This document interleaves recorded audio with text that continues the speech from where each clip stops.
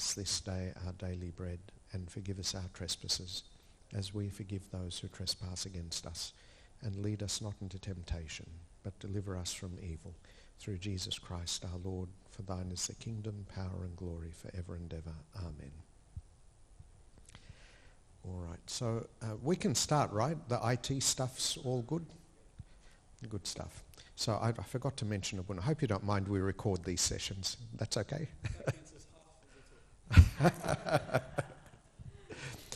All right. Today we are very blessed to have Abuna Isaac with us.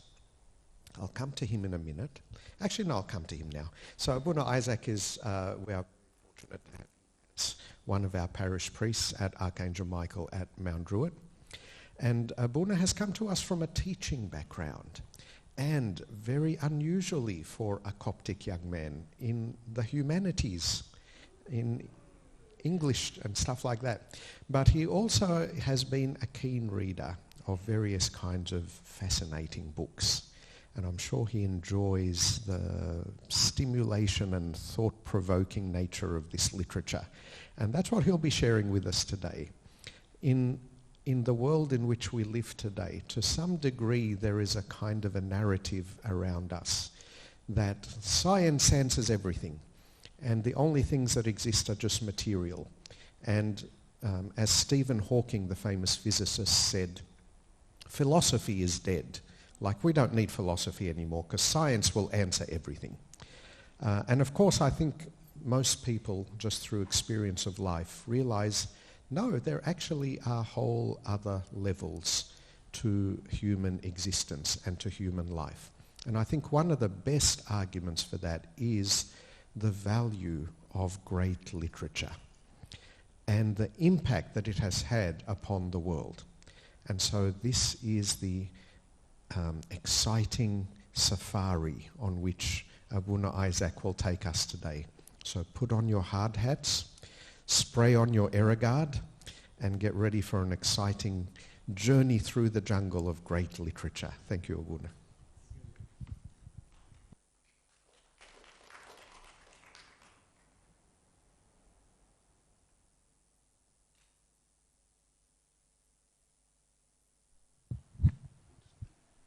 Name, Father, Son, Holy Spirit, one God, amen.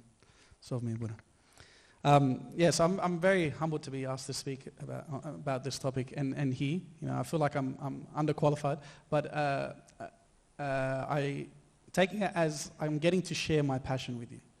I'm getting to share my passion with you. I truly believe that you can see Christianity in every novel and every piece of literature that you read, and I believe it's so important to be reading.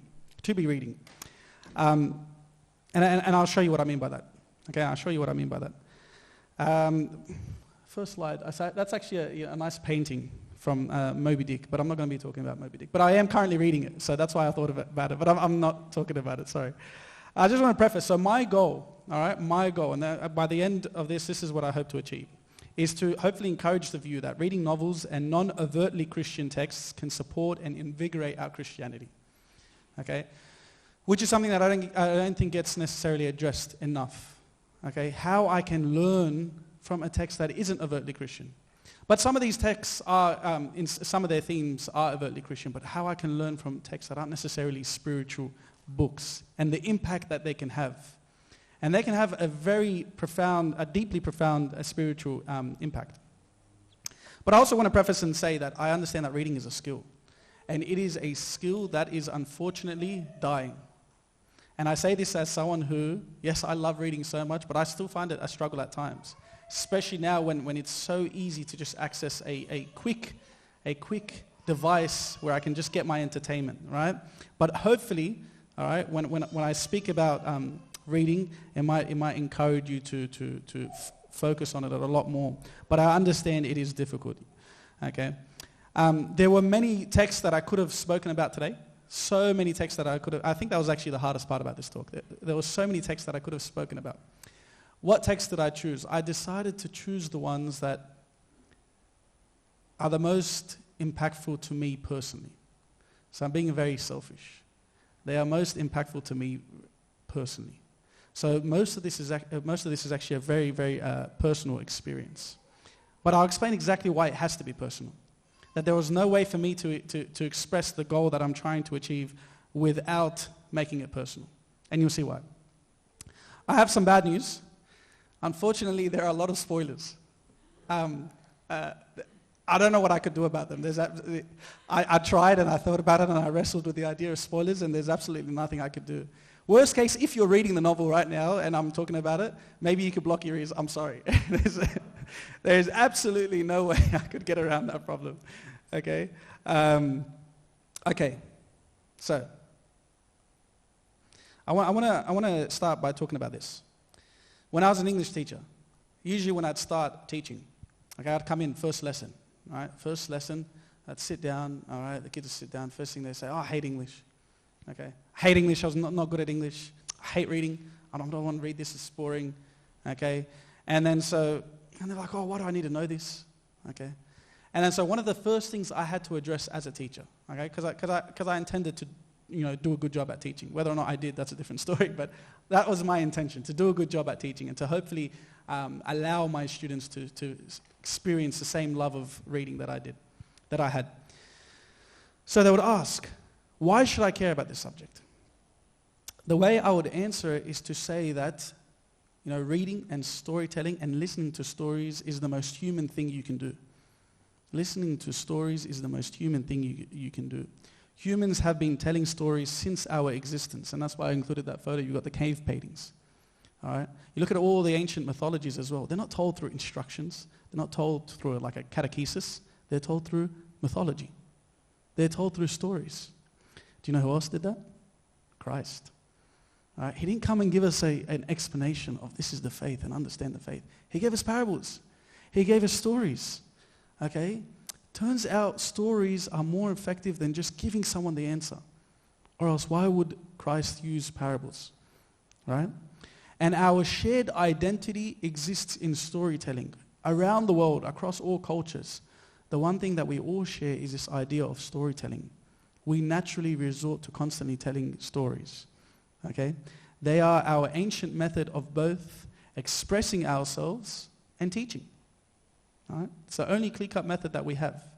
All right, you want to teach? Tell a story. All right? That's the most consistent school of thought regarding teaching. That we tell a story, okay? And telling us stories is an innate expression of yourself. You can even ask yourself today, how many stories have you told today? You might not think, no, I haven't told any stories. Did you tell someone how your day was? It's a story. It's in a narrative form. Did you tell someone what you did yesterday? It's a story. It's in a narrative form, okay? Did you tell someone what happened to you last week? Story in a narrative form, okay? And usually, your enjoyment of another person's company is often how much they allow you to express yourself. How much they allow you to express yourself. I can guarantee you don't really have a very close friend whom you love that does not allow you to express yourself. It is human to tell stories. Storytelling is human expression, and therefore, it's really important, and it's part of who we are. I want to share something interesting with you. So what does it mean to read? Okay, and I guess you guys can answer this if you want, but I'll comment on it more. So I used to introduce all my English lessons with another. No, I used to introduce anytime we'd speak about a novel, I used to introduce them with this line, and I'll tell you where I got this line from. A book is only 50% complete once it's published. What does that mean? Not a rhetorical question. What does it mean? Only 50% complete once it's published. What? Very good. The book itself is incomplete when it's not read. To read a book is to complete the purpose of the novel. Meaning that a reading is actually a deeply personal and reflective experience. Right? To read is to look within yourself and examine yourself, to search the inner workings of your soul. Why? Because that other 50% can only be affected by you and no one else. So the way you read a novel is deeply, deeply personal. Where did I get that from? It's a book it's an introduction to literary criticism. Okay, and I remember when I first read it, it blew my mind. And they say each literary text is a set of instructions, a kind of recipe, the text is fundamentally incomplete and is affected in the act of reading. In this case, the text is remade in every reading. Amazing. Never really thought about that.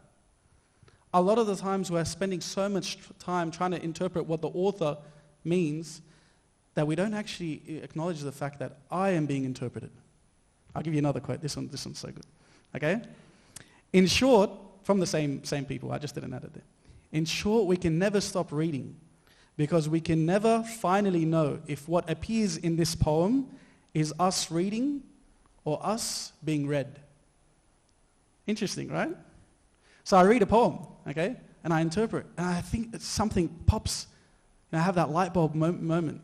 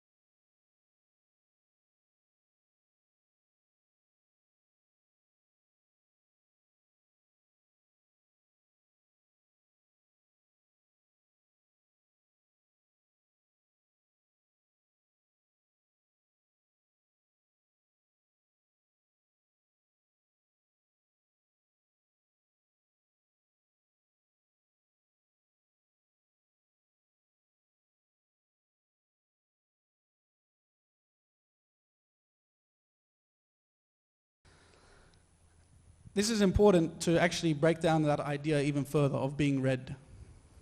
You have a worldview. As a human being, you have a worldview. The entirety of your worldview has been shaped by what you consume. For the context of this talk, it's shaped by what you read. All right? But generally, what you watch, what you read, who you speak to, your upbringing, it makes you develop this worldview. Okay? Well, no two people are the same. Okay? That's why you could have siblings, right? Got the exact same upbringing, maybe the parents did exactly the same, but you won't find a brother and a sister who are exactly the same. Okay? No matter how much you try to make all the variables similar, everyone's worldview is different. Everyone's worldview is different. So things like reading actually shape our worldview. But then that has a cycle effect. I read, and that shapes my worldview. And then based on my worldview, I read a text and I interpret it differently. Okay? Our worldview shapes how we read. As an English teacher, and this is part of the reason I really loved English teaching, is that I got to see humanity in action, right? I could give the same poem or the same book to an entire class of 20, and I tell them, don't discuss it yet, but write down what you think this means. And everyone's got a different idea. And by the end of the year, as you've really gotten built rapport and you've gotten to know these students, you start to pick up on why they interpret those things. Why does one girl focus on the trauma of a character, and the other girl focus on the relationship, and the other guy focus on the climax moment? All right, they all focus on different things and interpret those things differently. And there are many times as a teacher that I learned more about the text from my students than me. I would often tell my students that you guys are teachers as well. We're in a room filled with teachers, okay? Because I will learn from you and you will learn from me. And so many times I saw things in the novels that we were teaching, in the poems that we were teaching, that I could never have seen if they didn't give me their interpretation. Why? Because their worldview is different to mine. But that's really fascinating when we think about it. Because in that case, reading, even if it's the same book, or reading if it's the same poem, we never lose, we can never complete a book. Because our worldview is dynamic, right? It's always growing and it's always forming. So the more I develop and form my worldview, all right, the more I go back and my this newfound worldview informs what I am reading. C.S. Lewis has this quote that says, there's no good book that is not worth rereading. Like a good book is defined by the fact that you reread it. Okay? So that's encouragement to, if you found a good book, reread it. And it's very fascinating, and you can actually form this psychological assessment of yourself. Say you read a book when you were, 13, 14, and you took this section. Read it now, and you'll read the same section, you'll take something completely different. Why? Because you've changed. So the difference in your interpretation is like a litmus test of your change. Okay? And then you can kind of learn from that. And you say, okay, now because of these experiences and these things that have shaped me, okay, now I view this and I read this differently. A common example I have in my own personal life is that I always love the story of Abraham and Isaac, okay, as you can probably tell. And then I had a son. Then I love the story 1,000 times more. All right? Like initially I would always, and the reason why this is effective, I'll explain it. In the next text they do that. I would always view the challenge of, I'd always view the story of Abraham and Isaac, and I'd look at Isaac's willingness, okay, and Abraham's obedience, okay. And I was like, oh, great story, Abraham's so obedient. Now I always look at it as the hidden suffering of Abraham, okay, because before I couldn't empathize with the thought of sacrificing your child, and then now I can empathize with that thought, but I couldn't before. So but my child shaped my worldview, and now once again I can do a rereading. The reason for that is because the writers do something very, very, very intelligent when it comes to the field of the writing field, is that what you don't say is just as important as what you do say when it comes to writing. I tried so hard to tell my kids this when we were doing writing classes. I said, it's not about what you say, it's also about what you don't say. Because when they would start to grow in writing, they'd be like, oh, I'm so good. Let me throw everything in there. Let me precisely describe this rock in a way that they have a photorealistic image. And then what I'd say to them was like, you've left nothing for me. That's selfish. That's yourself. I want to fill in the gaps of that rock. Okay? No one does this better other than who I think no one does this greater other than Tolkien. Okay? So you're probably not surprised at all that I'm bringing up Tolkien in a talk about literature. I'm not going to say what has been said a million times about Tolkien. Okay? And I read Lord of the Rings a while ago, and I love Lord of the Rings, and I love the movies a lot. But I read it a while ago, so I'm not an expert in Lord of the Rings. I'm sure some of you are. All right? So if you want to correct me on anything I say, feel free. But Lord of the Rings had a really important impact on me when I was young and I was reading. So I remember, once again, because of my worldview, growing up as an Orthodox Christian, my worldview informed my reading. Let me tell you about my worldview when I read Lord of the Rings. Something I was struggling at the time of reading Lord of the Rings, something I was struggling with in my faith, was the idea of heaven. The idea of heaven. What was I struggling with when it came to the idea of heaven? I don't get it. It's eternity in some clouds. I'm praising God, but it's like an eternity there. Yeah, that might be great for an hour or 2 hours. I'm going to get bored. What am I going to do there? All right? I'm struggling with this.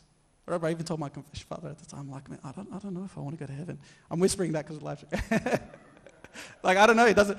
I was struggling with the appeal. Right? I was struggling with the appeal. Of course, I didn't understand. All right? This eternity in a place, and I don't know what the place looks like, but I know it's with God, but they say we're always praying, and so I struggled with that. But then I remember I read Lord of the Rings, and in Lord of the Rings you have this place called Valinor. All right. Now, Valinor it's a physical location. It's a physical location, and it's a place where all the elves end up going. They end up leaving Middle-earth, okay? I don't really need to summarize Lord of the Rings, right? I hope not.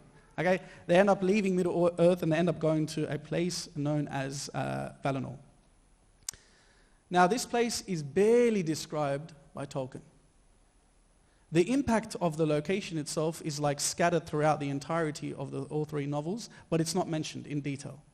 Okay? Once again, very important. It's very important that he didn't mention in detail. Okay? Now, what do we know about Valinor?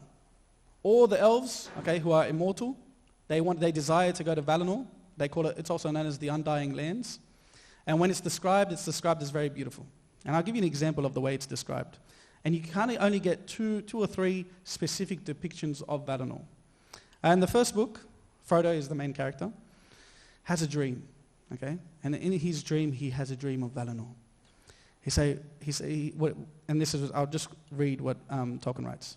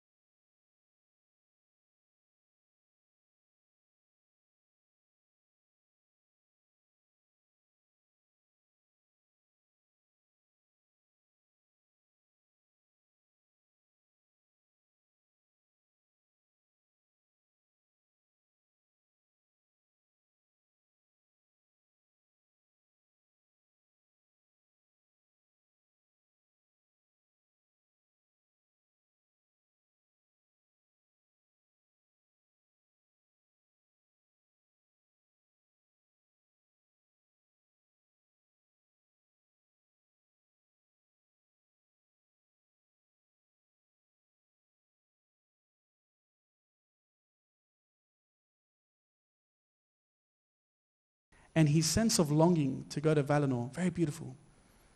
Which we should also have, that sense of longing to go to heaven. You know, and I just read that and I think of the people who have gone before him, they're calling, right? The voices of my people that have gone before me. And I just get reminded, once again, my worldview, I get reminded of the saints, like cheering us on to get to heaven.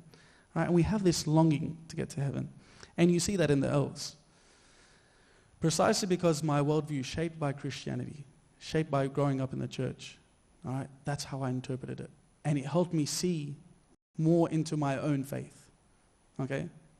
This interpretation is not universal. Once again, it has to be personal because I'm doing the other 50%. Tolkien gave me the recipe and I did the other 50%, but what I came out of it was with stronger faith in that regard. Which is amazing that a novel could do that. I think Abuna already guessed that I'm going to talk about this text. So I really love Dostoevsky. I think I know what the trick I could never write like him, obviously, but I think I know what his trick is. When it comes to what his genius is, when Dostoevsky writes characters, he doesn't trim the fat. The characters are so raw, so real. They have moments where they're very cringy. They have moments where they're absurd. They have moments where they're so human, it's uncomfortable, right? So and I love him for that reason. And so a lot of the times you're like, am I even reading a novel, or is this like a biography, or is it the telling of events? This feels so real. But there's something that he does amazing that I had never, I never interpreted in a novel until I read The Brothers Karamazov. I'll just explain what the novel is, a brief summary of the novel. I'm going to spoil this novel, sorry. Okay, so in The Brothers, you've got three brothers, all right? Very different brothers, okay? One of them is Alyosha. He's an aspiring monk, and he's the disciple of another monk, an elder called Elder Zosima. Elder Zosima is probably, I think personally, once again, in my limited reading, I think he's the greatest Christian character ever written.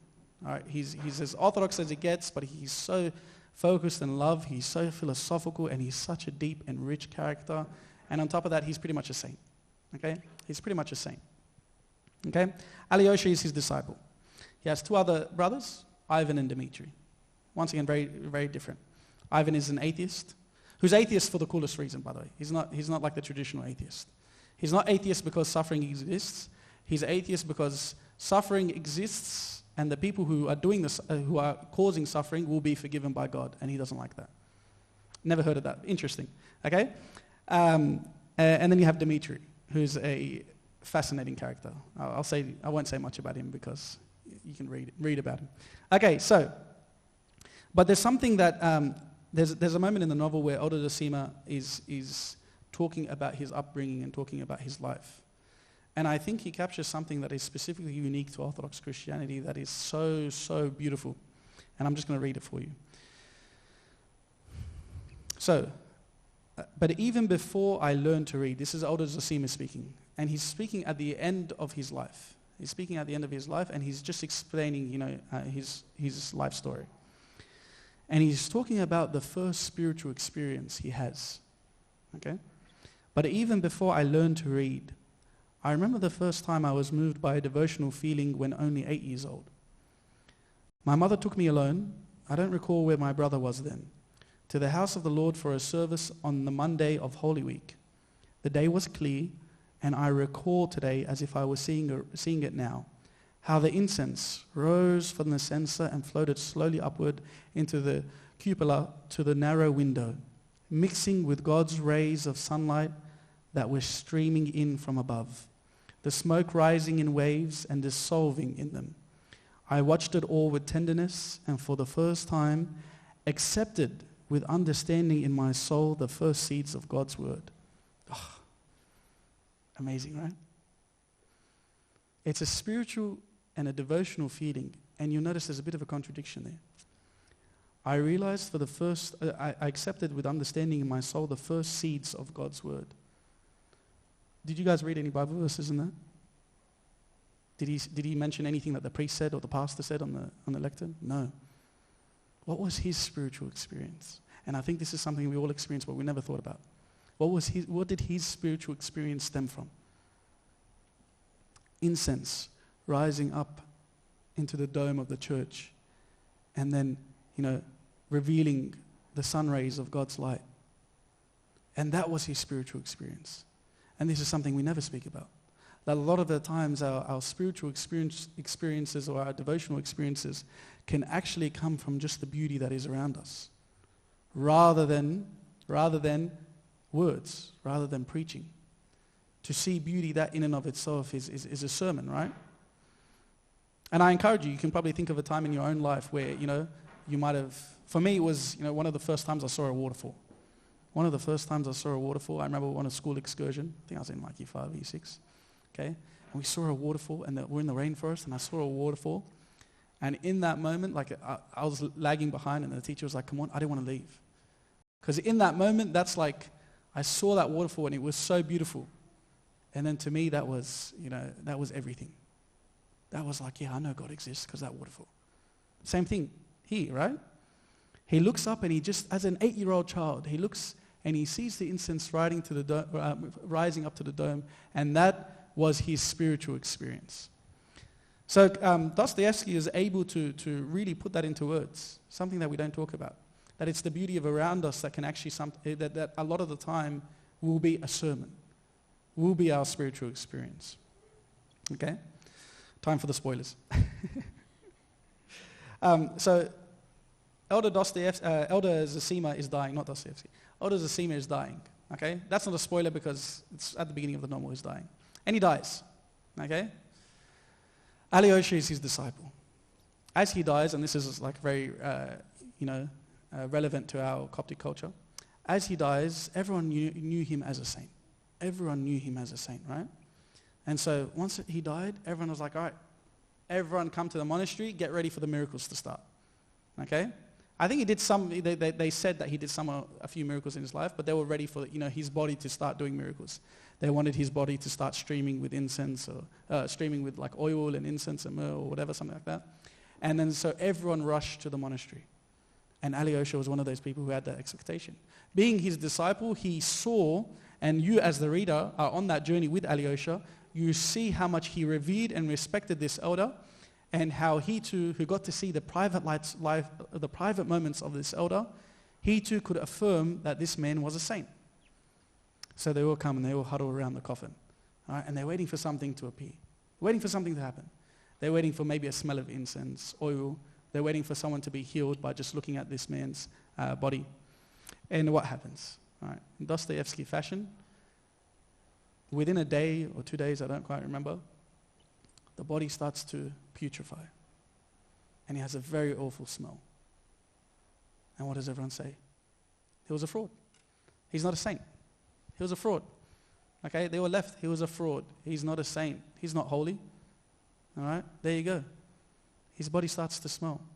And what was interesting is Dostoevsky makes a note that the body started to smell before it was normal for a body to start to smell. So the town's in shambles. And they say that this man was not holy. Yet we read about him and we develop a connection with this man and we read his word and you're like, no, this man is a saint. The things he says about love, I could spend the whole talk just quoting his quotes on love. They're amazing. Okay? But he tells you, but what we know is that there's no miracles. There's nothing. It all just ends in this mundane, disappointing moment in which Alyosha realizes that, was this elder not holy? And so he questions God. And he has this aggressive idea, he has this aggressive, feeling of rejection from God. Okay? Especially because he knew him well. And what happens? Okay? For a moment, he starts to reconsider everything and he starts to lose his faith, but then something happens. He has a very cathartic moment. He goes through a catharsis, right? But once again, I want you to take note of how this catharsis is depicted. You're not experiencing, you don't get told, then Alyosha realized that, hey, maybe it wasn't God's plan, and now he was happy, okay? And then he was all good. No. This is the catharsis, and this is it. You don't get more information than this. So he's at someone's house, and then he has this realization. It makes him run outside. Look what happens. Dostoevsky is not a very big descriptive writer, by the way. He has dialogue for days, all right, non-stop, but he's not very big on description. Not many times that he will just spend time describing the landscape. Tolkien does that a lot, but he won't spend much time describing the landscape. So when he does it, take note, listen. He didn't stop on the porch, but went directly down the stairs, his soul filled with ecstasy, yearning for freedom, space, and breath. The vault of heaven was filled with quiet twinkling stars stretching endlessly above him. The Milky Way in two pale streams ran from the zenith to the horizon. The fresh, still quiet night enveloped the earth. The white towers and golden domes of the cathedral sparkled against the sapphire sky. Lush autumnal flowers in beds around the house were asleep until morning. The silence of the earth seemed to merge with the silence of heavens, the mystery of the earth blending with the mystery of the stars. Alyosha stood there gazing, and suddenly, like one whose legs were knocked down under him, he threw himself down onto the ground, onto the earth. And that in that moment is what is depicted is that his return to God and his realization of a newfound and stronger faith.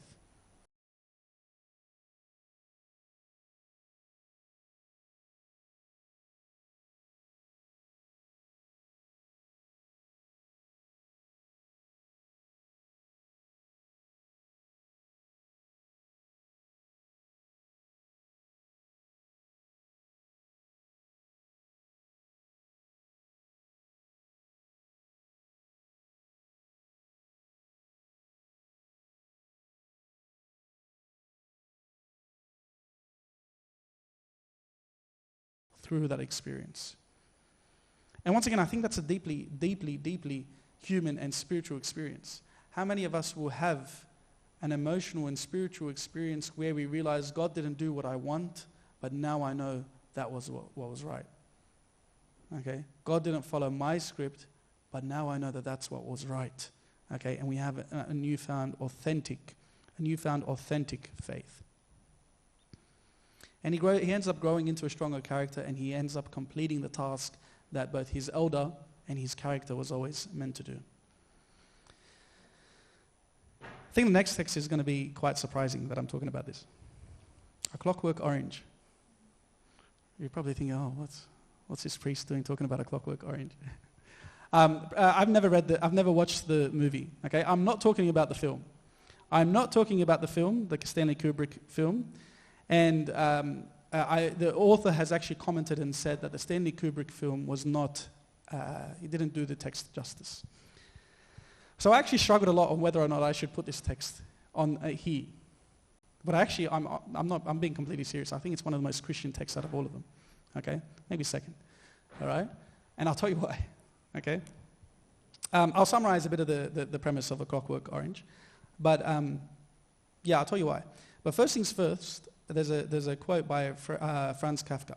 He says, altogether, I think we ought to read only books that bite and sting us. So if anyone's going to ask me what type of books should I read, I will always say the book needs to bite and it needs to sting. And this book stings and bites non-stop, every single page. All right, let me tell you the premise of this book. I won't go into too many details due to the graphic nature of the novel. It is a very graphic novel, but that's not the point. Okay, that's not the point. So the novel is set in a dystopian future, okay, and it's written in a different language, in a different form of English, called Nadsat, all right, which is this slang form of English. All right, it's a first-person novel. It's written from the perspective of a character called Alex, and he's an absolute disgusting criminal, like you can't even imagine. But it's written in a language called Nadsat, which is a slang language made up of British slang terms and Russian terms. The reason why he thought up of a new language, he said, I wanted to, represent a youth culture, but I didn't want to represent the 60s youth culture, because then in 10 years' time, the book's going to be outdated. So he said, I'll come up with my own slang. Genius, okay? And what he said is that would then make the book timeless. But I think that actually has another intended effect that I'll talk about in a moment, okay? The novel follows a character called Alex that's involved in youth crime. What does he do? They rob, they sexually assault, they beat beat innocent people, families. They break into homes and they beat the whole families. And they assault and they do all kinds of evil. And it is very difficult to read, and that's the point. It's meant to be very difficult to read. And it's written from his perspective, a 15-year-old child. And he writes it in his slang. So when you pick up the book and you start to read it, you actually can't. Okay? It was actually hard, because I read the book a while ago, and then I kept on opening and reading the book to try and reference it. But I'm like, I forgot all the slang. Okay? So you have to go to index and text and read. And I think that's actually part of the reason that it's not as popular as we think, all because it's been overshadowed by the film. But I don't want you to think about the film. When you read the novel, you pick it up, you're actually a bit like frustrated, like, oh, what's this word mean? And you have to go back to the end of the novel, and you have to figure it out. Halfway through the novel, you're an expert at this Natsat language. You become an expert. Why am I an expert? Because the novel's written in first person, okay? And so he speaks that way, and he narrates that way. So I have to learn the language. But because I learn the language, I have a deeper connection with this main character. Because he's the only one that I learned that language for, and so I develop a deep relationship with that character. Is he a character you want to develop a deep relationship with? No, and not at the beginning. Okay?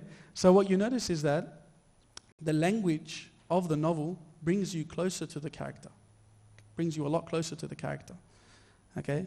And then you get to see the inside of his soul. And even more so because you are reading it in a language that only he speaks. Okay? So he's a very, very bad person, commits all sort of youth crimes. But he has one saving grace. His one saving grace is that he loves classical music.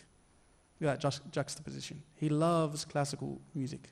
And after a night filled with the worst crimes imaginable, he goes into a music store and he listens to Beethoven and he listens to Mozart. Okay? One time, however, they raid a home and he beats an old lady. The old lady dies. He never meant for her to die, but she dies. And finally he gets arrested. That is part one of the novel. And it ends with, I did all of that and I had done everything, okay, in the slang. I had done anything, and by then I was only 15. Okay, and then you realize, oh wow, this is just a child. And then the next part of the novel. The next part of the novel, he's in prison. And he starts to be reformed slowly by a prison chaplain. The chaplain helps him read the Bible, and the chaplain gives him sermons, and for the first time in his life, this youth who's done every single crime imaginable starts to feel loved.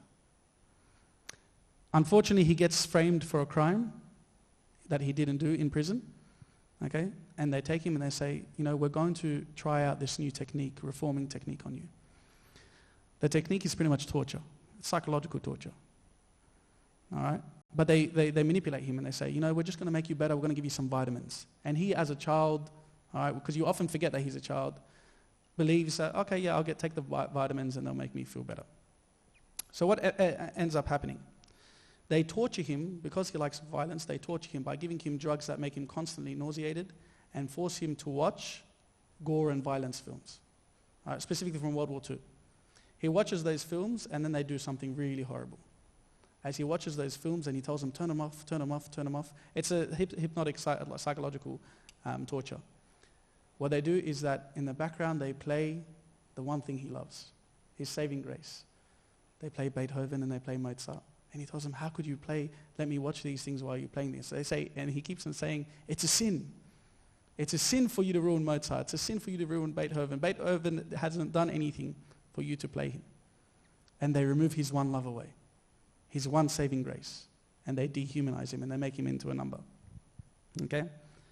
And then what happens, what do you as the reader do? You start to feel empathy for this character.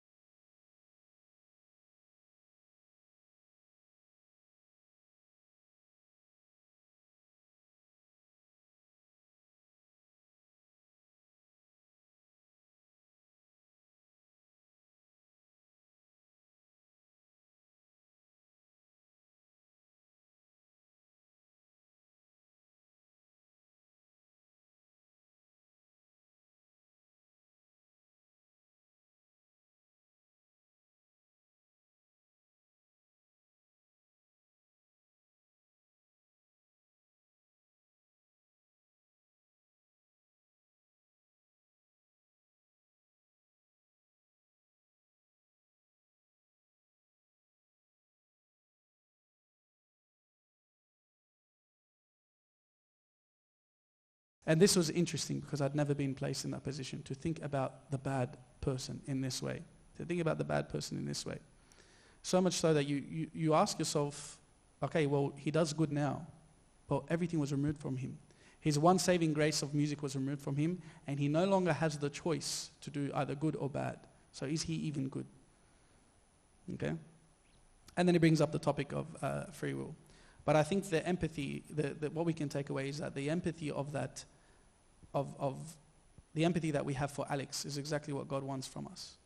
And I really think that the reason we are empathetic of that character of Alex is because for the first time, for the only way you can do this is through a novel, but we actually have a insider perspective.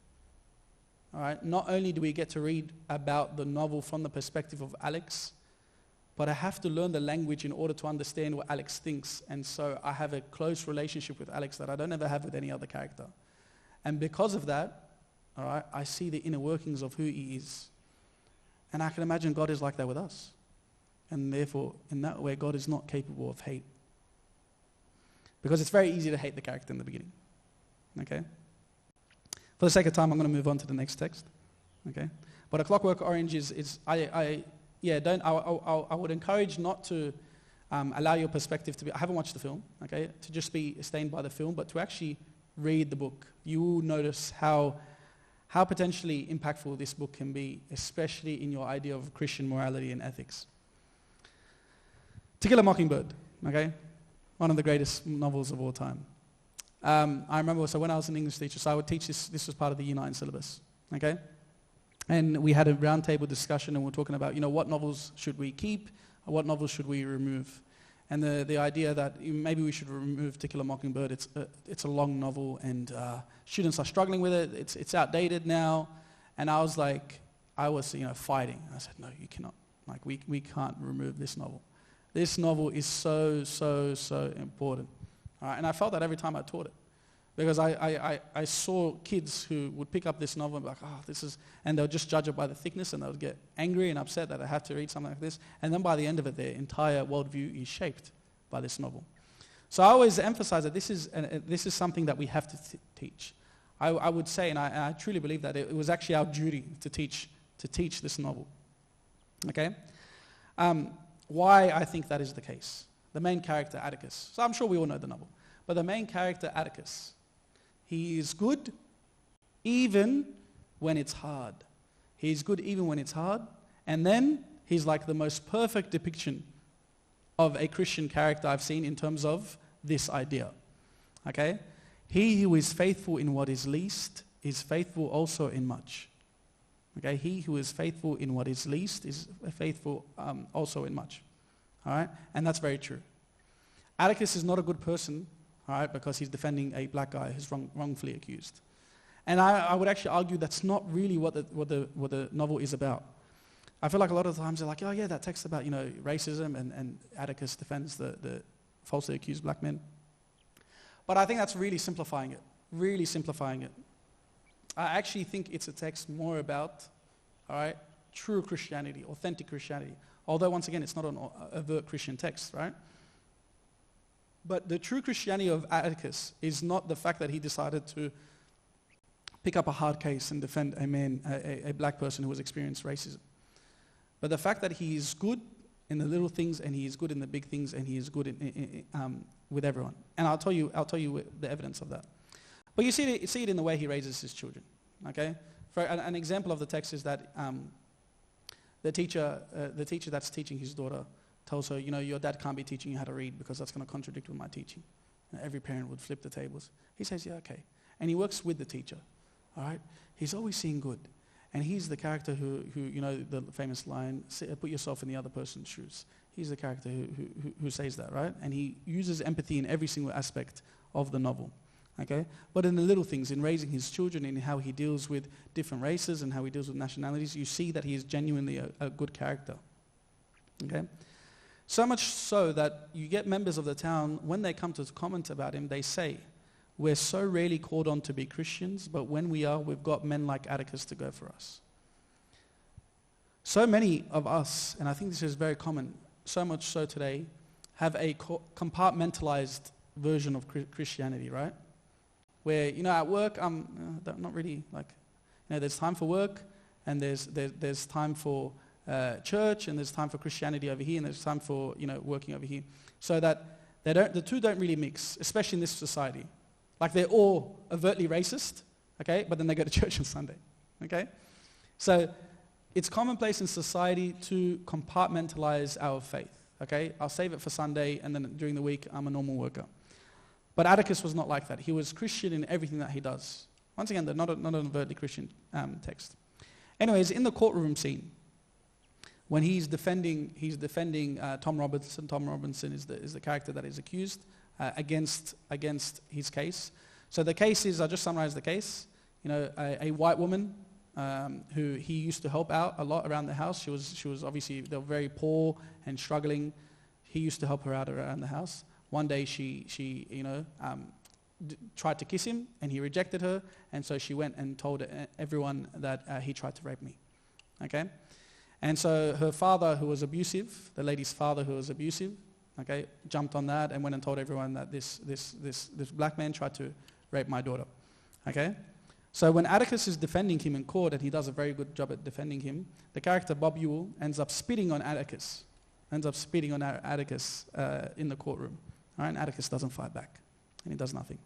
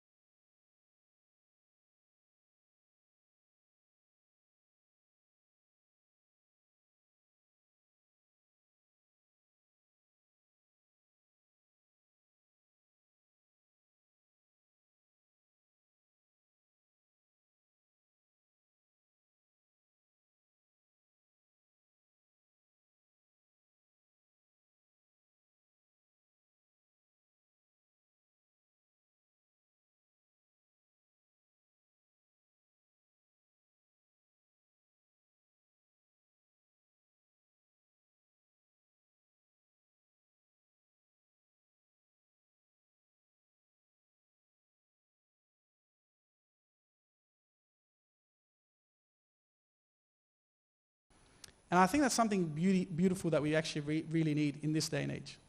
Because once again, we put people in categories. Okay, you believe this, so I hate you. You believe this, so I hate you. You believe this, so I like you. All right?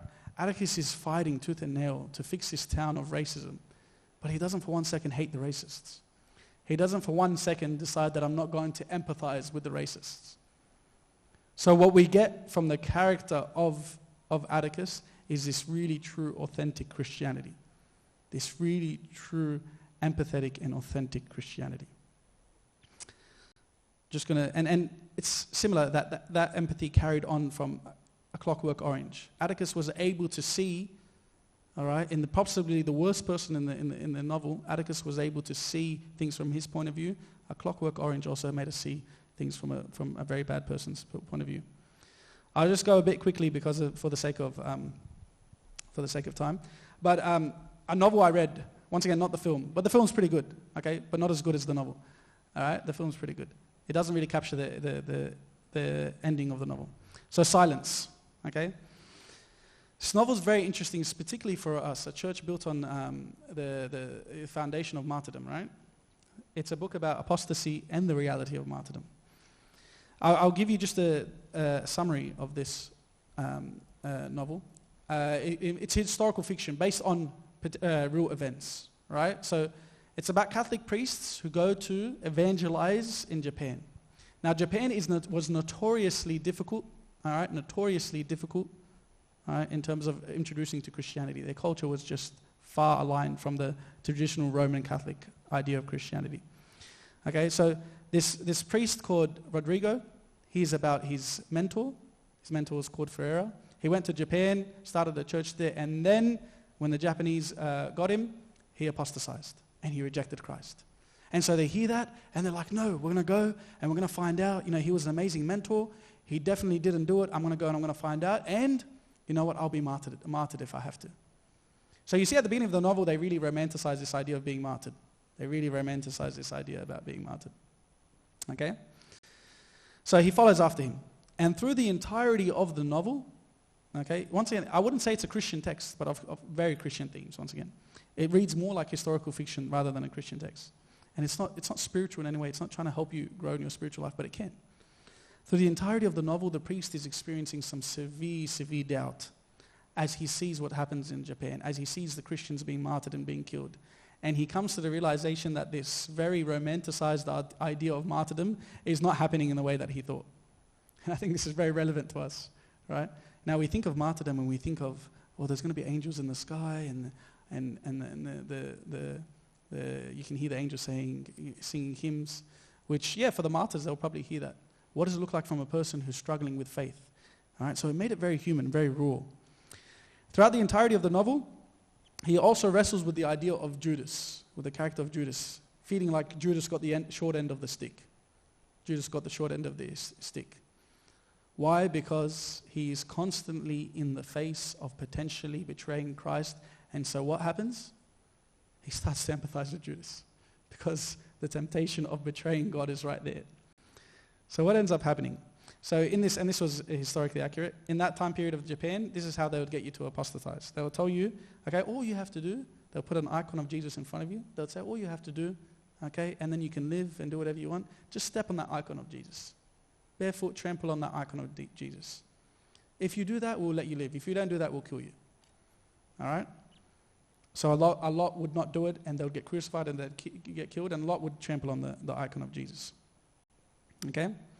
And then there's a very interesting moment. What they would do is that they wouldn't let the priest do it. They would let everyone else do it, and the priest would watch. And whoever would reject the act of stepping on the icon would be killed in front of the priest. Okay? And then they would tell the priest, you could stop this if you just apostatize, and they don't have to do it. If you just give up your faith, all right, we will stop killing everyone, and then it's all good. Because the Japanese knew that you just kill the priest, everything else is gone. Very fascinating.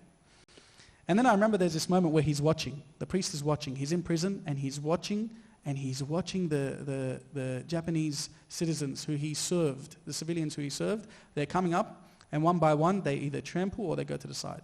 Okay? But they weren't killing him this time. And then one old man who was like the most passionate in his faith, he has a one-eyed old man, comes up, refuses to trample, and they put him aside. And then they say, okay, that's fine. They walk past him and they chop off his head. And then they put the katana back, and it was samurai era. So they chop off his head, put the katana back, and they move on. And look what he says. He says, what he could not, this is the priest speaking. This is from the priest's perspective, sorry. What he could not understand was the stillness of the courtyard, the voice of the cicadas, the whirling wings of the flies. A man had died, yet the outside world went on as if nothing had happened. Could anything be more crazy? Was this martyrdom? Why are you silent, referring to God? Here, this one-eyed man has died, and for you. And you avert your face as though indifferent. This I cannot bear. And the priest is really struggling.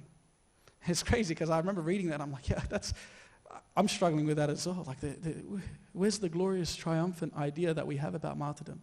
But they just depicted it as the man just died and everything moved on. Spoiler alert. The priest ends up apostatizing, okay? And he tramples on the icon of Christ. But then he has a newfound realization. And once again, I realized when I read this novel that I'd never read a text from the perspective of someone who's betrayed Christ, from a person who has apostatized. We always glorify the martyrs, but we've never thought about the people who don't. But the way the book ends is actually, it's very hopeful, right? Very hopeful. Only after he apostatizes does he realize the true love of God. And I'll tell you why. Is because he romanticized martyrdom so much. He made his relationship with God based on the fact that he would never give him up. And so he never felt God's love. And so God was silent.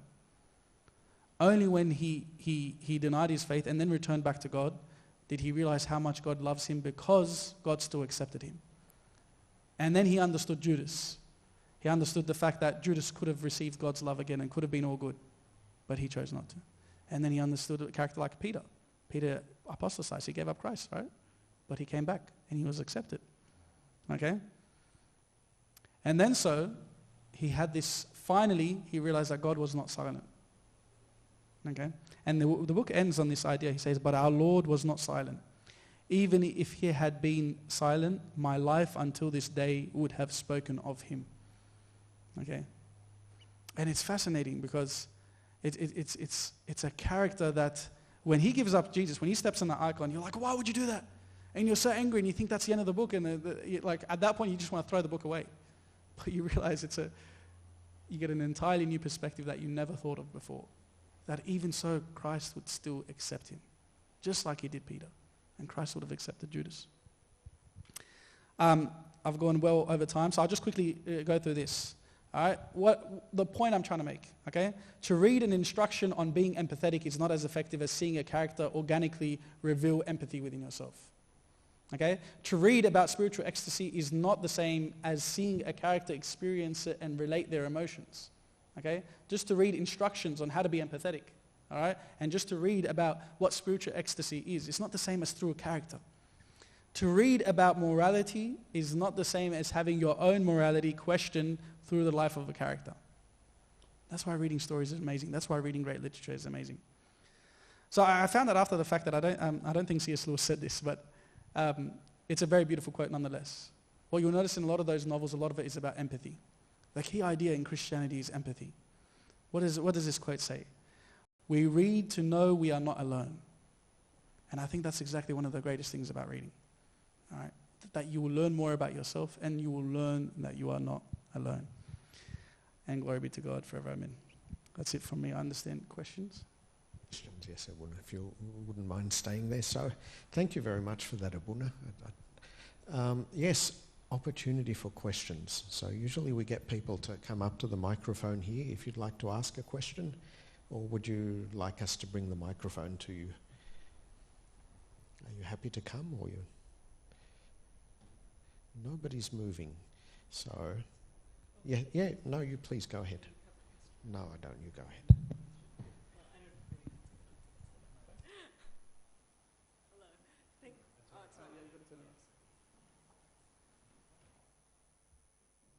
Hello? There we go. Thank you for the talk. That was really cool. I really enjoyed hearing all of the stories and stuff like that. Thank you very much. I'm not as short as I thought I was. I'm going to try and articulate my question in a way that makes sense. And I'll try and do that by telling you a story about two books that I read. Okay. One of them, they were both written by Christian authors. They were both written by Coptic authors. And I'm not going to name the books because I really didn't like one of them. But I tried to read the first one.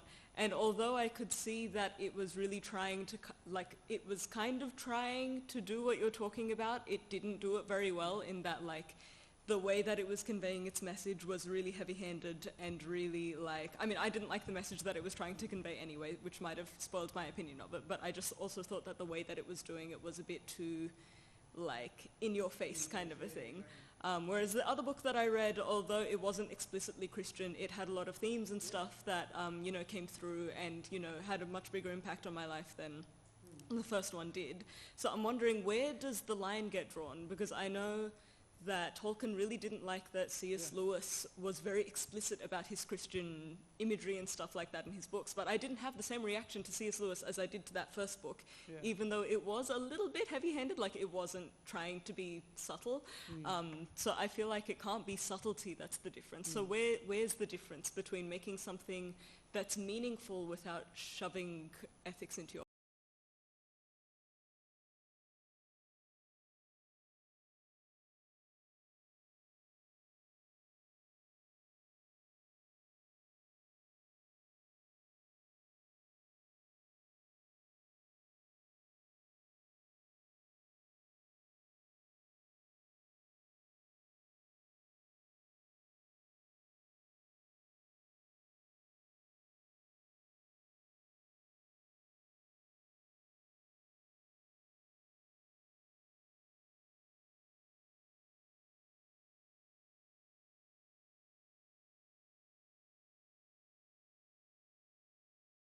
He's not out there to write a Christian text. It's not a Christian text. It's not a Christian text, right? Who he is as a person is a Christian. He was a profound Christian. He was a deep practicing Christian. When I read, when I'm writing, I am expressing myself. I cannot help but pour out, okay, who I am onto that paper. And who he is was a Christian. And so what you would see is Christianity behind the characters.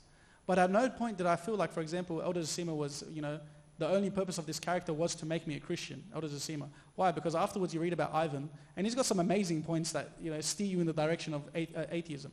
Okay? Right? So I never felt that there was an agenda. What does an agenda do? It instantly removes the suspension of disbelief. Well, when you've got an agenda now, well, now these characters aren't real. All right? The suspension of disbelief is amazing. It's very important. All right? It's one of the most important things that you learn about in literature. You need to do everything you can to not remove that suspension of disbelief. But if I feel that I'm getting a reminder that, hey, I'm trying to tell you something here, and this character only exists for the point of telling you something, once I know that, I've seen behind the magician's curtain. Okay? And that's very important. Is that good characters have to be good characters because they are good characters, not because they have a good message. Okay? Which is why Atticus is an amazing Christian character. Because at no point does he give a sermon. At no point, actually, does he state he is a Christian. Which is, maybe I could be wrong. But from what I've read, I've read the novel a few times, there is not a single moment in which he states, I'm a Christian and I'm doing this because I'm a Christian. But everything he does is Christian through and through. Okay? And only another character spoke about him being Christian. So and that is what's so important, right? When I don't feel like there's an agenda, I don't feel like there's a message, you leave room for me to interpret the message I need. It's like going back to that Tolkien rule and that 50% rule, all right? Unless, as a writer, you give me enough space to, including with that suspension of disbelief, unless, as a writer, you give me enough space for me to interpret, to work with the tools and the words that you have given me, all right, I'm not going to enjoy it. Okay, and that's probably why you didn't enjoy that book. Because you could see behind the cloth, you could see behind the veil. You're like, okay, he's just trying to get this across. And the characters are secondary. The agenda first, characters are secondary. Well, I'm not that interested. Okay? But if the characters come first, and with the characters, because the characters are created by me, and my worldview is poured out into the characters, then the agenda is effective. Okay? Then the agenda is effective. Like if Tolkien only wrote about Valinor because he was trying to, show some form of heaven, okay, he would have been a lot more explicit. A few sentences, a few lines, that's it. Okay, so that wasn't his intention, but because he's a deeply devout Christian, it came across. It came across because we can't help but write about what we know. Write about what we know. Yeah. I hope that answers the question. I know that. It was an amazing question. Thank you very much.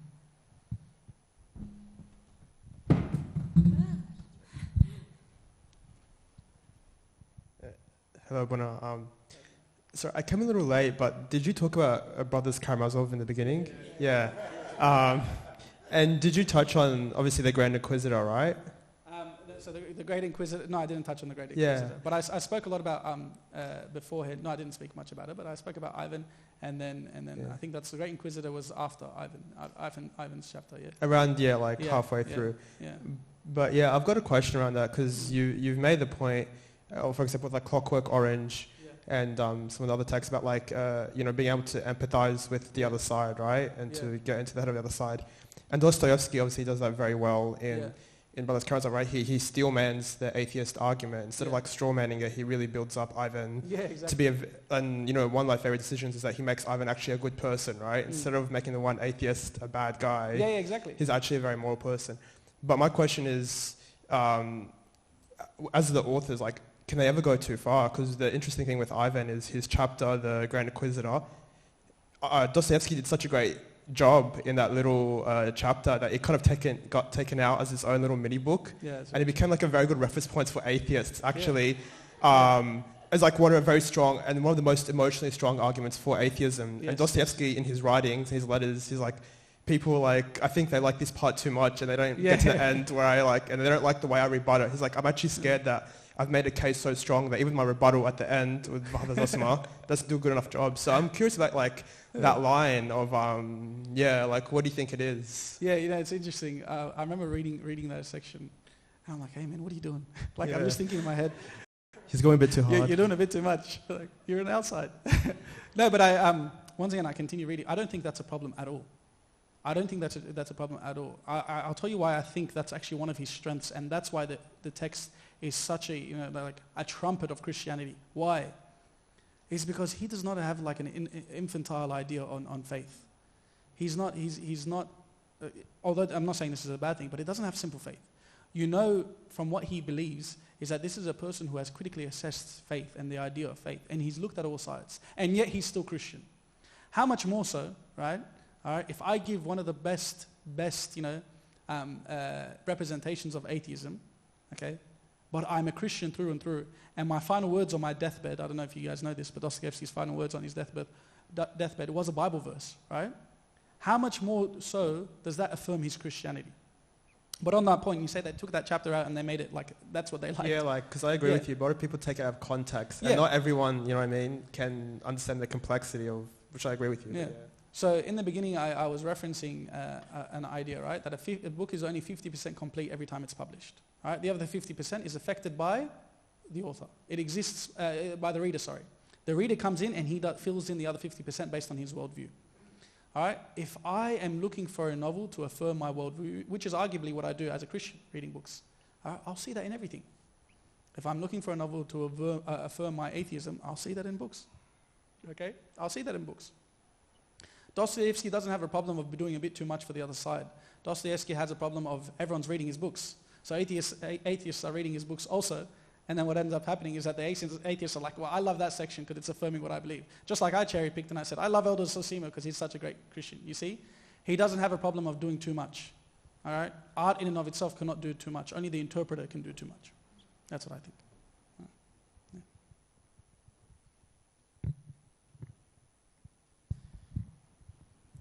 I was just going to see if you could give us some advice on, so we're very emotional beings, and I think Dostoevsky's Brothers Karamazov is one of my favorite books, but we've spoken a bit about that one. Silence, both the movie and the book, has messed with my mind ever since I've watched it.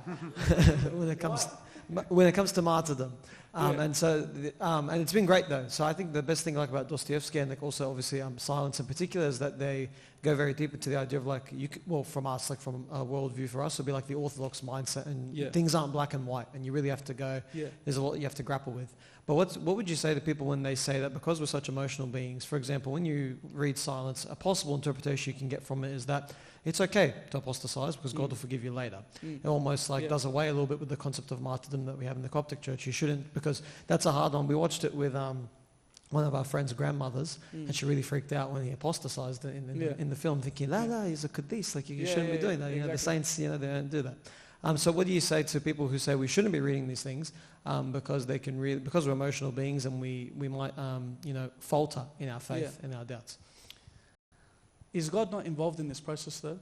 This is what I'll say to those people. Is God not involved in that process? So if I read Silence and then I said, this has impacted my view in martyrdom, and then I did absolutely nothing about it, then fair enough.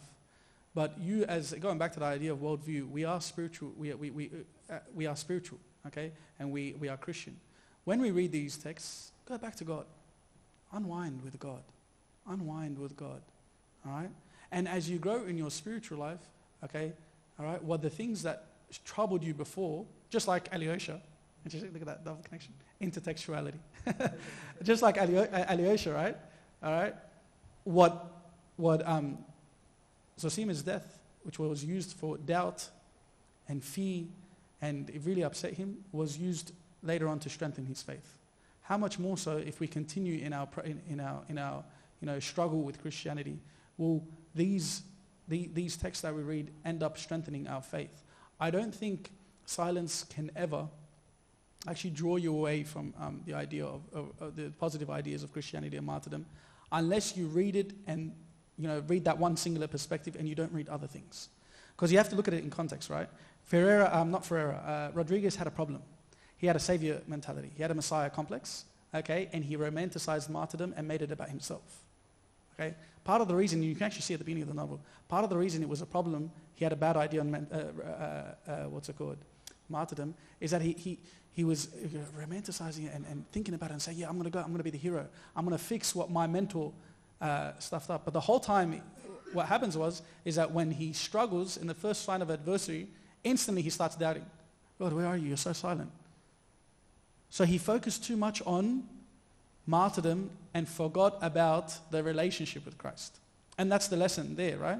So he wasn't able to see the glory in martyrdom because that was his sole purpose, his sole goal. So when he saw people being martyred in front of them and their bodies would just fall flat, he's like, where's the glory? Okay? So it's actually a lesson on having a more profound experience with God, all right? And getting to know him more personally. The beauty of martyrdom is not in the sense that you didn't give up. It's in the sense that you were willing to die for your faith. All right? It's not greater love has no one than this, than to not deny me. It's greater love has no one than this, than to give yourself up for those who you love. Right? All right? It's because of love that you will die, not because of a desire to not be the one that broke. He kind of wanted to undo Ferreira's wrongdoings. And he was like, I'll be the one to undo. Yeah, I'll be the one. I'll be the one that doesn't break. So it kind of became a pride thing. And he kind of ruined the beauty of martyrdom. Martyrdom is not beautiful because, after all that pressure, you still didn't break. Martyrdom is beautiful because you love God so much that it's okay. I'll put my life down for him. You see? So I think in that case, all right, when we look at it that way, when I combine it with my Christian understanding, hey, I read that text and that actually strengthens. But I think that's why it's important that, and it goes back to the idea of worldview, okay? I don't read in isolation. Okay? I'm reading books as I'm also reading the Bible, as I'm also growing spiritually. None of these books would have the intended Christian effect that it has unless I'm reading the Bible, unless I'm growing spiritual in my own life, and then I see God in everything, and I see the lessons in everything. I hope that answers the question. I don't know. Yeah, no, definitely. I think I've read them before and then read them later after reading many more theological texts, and I've gotten the same perspective as what you're saying there, definitely. Yeah, exactly. So just to summarize what you're saying, would it be fair then to say there needs to be some caution when we reading these great literatures? Do we need to be trying to develop an Orthodox mindset? Yeah, 100%. Whilst reading. 100%. Like the point is I don't read and then I develop a mindset from that and then that's it. I've locked it in. No, it's like wide reading. Wide reading. And also but I also you don't want to say no, don't read that text. You're not ready there. Your faith is not there. Read the text because we are confident in the sense that read the text. It doesn't disturb us. Read all the text. It doesn't disturb us. Okay. For some people, they shouldn't be. They're probably at a level where it might not be healthy for them to read it just yet. Okay. But even then, you could argue they read it and then they still grow spiritually. Like at the end of the day, we all love questions. Okay. If you have doubts and you have questions, great. Do something about it. All right. It's only a problem when you say, I'm not going to do anything about it. Oh, well, I got this one perspective and now I'm not going to do anything about it. Martyrdom is awful. Of course not. Yeah. Yeah. But in saying that, like I would obviously, I chose the text that I chose understanding the forum. Okay, so yeah, take that with what you will.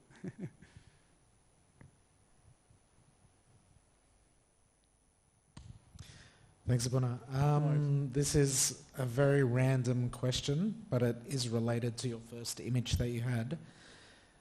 Who do you think, in your expert opinion, is the real villain of Moby Dick? No, I'm still at the beginning. They haven't even met the whale yet. They haven't even met the whale. Yeah, I'm very upset that I never read it earlier. But yeah, no, I'm still very much in the beginning. Okay. So yeah, I'm not, but I don't think it's the whale. All right. So yeah, just from what I know, I don't think it's the whale. I heard it's Ahab, but I don't know. I haven't even met him as a character yet. I only met him shortly.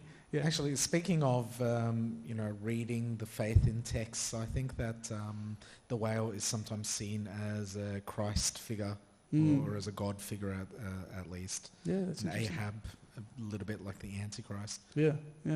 Which would make sense with the Ahab in the Old Testament. Yeah, it was not a good king of Israel and was always against God. Yeah. But I like Ahab because he's a very good character in the Old Testament that shows the mercy of God.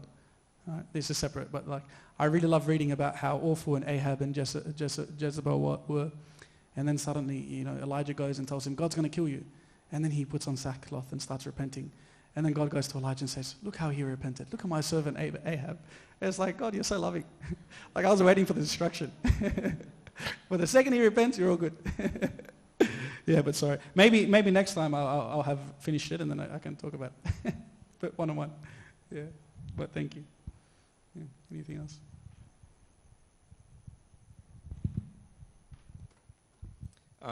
This kind of picks up on maybe like like Danny's question and Michael's as well in a way. But like, so what do you think about the depiction of evil in literature?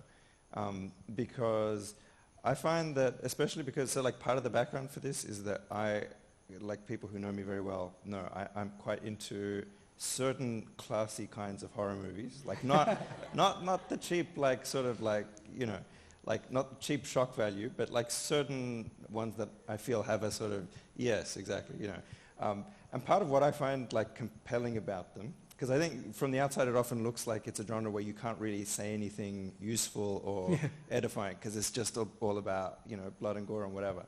But what I find compelling about like the good stuff, like the stuff that's well written, is that it usually has something like intelligent to say about evil. In the same way that when you depict, like your second last slide there with about like illustrating through a character is so much more powerful than just delivering a moral instruction. In the same way that works for like virtue and good characters, I feel like there's something about that for evil as well. Like there's ways of depicting things like the things that horror movies explore, like grief and cruelty, and often there's like social commentary, racism, and that sort of thing. But exactly. I feel like so anyway, yeah, just sort of like, do you have anything that I can say to people who think that I'm weird for liking classy horror movies?